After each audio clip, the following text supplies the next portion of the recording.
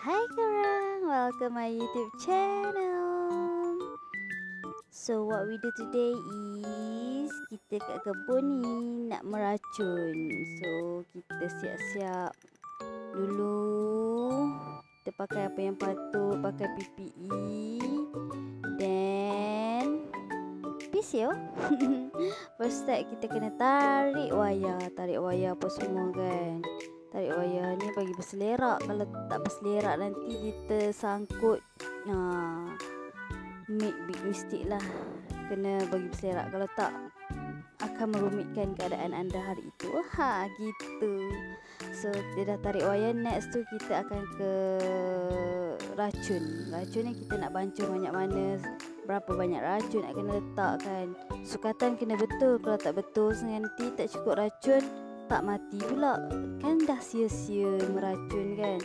So ni Pak Mustaq tengah terangkan lah macam mana nak bancur racun. Tengok satu botol tu berapa dengan tong tu yang kita guna.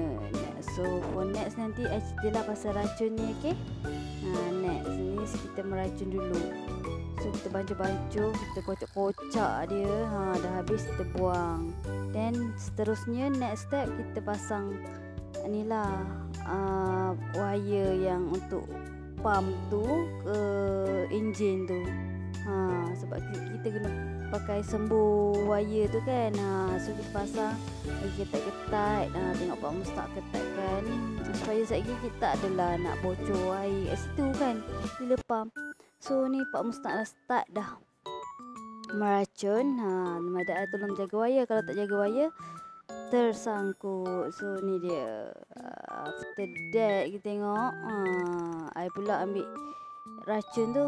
Nak try kan. Bukan nak try. Try lah. Tengok sembuh-sembuh. Tapi best babe. Senang. Tak gaduh nak galah racun. Compare to galah racun is very berat. So balik nanti kau sakit pinggang. Kau pakai benda ni memang senang no. Bukan nak cakap apalah, senang sangat lah. Cuma tarik-tarik tu je. Kita berjalan. Tapi berjalan pula atas bukit kan. Selesai dah meracun. Dan kita tengok cuaca hari ni. Mendung. Apa jadi nak? Tu je lah. Okay gang. Thanks for watching my video. So jangan lupa subscribe, okay? Nak tunggu next video.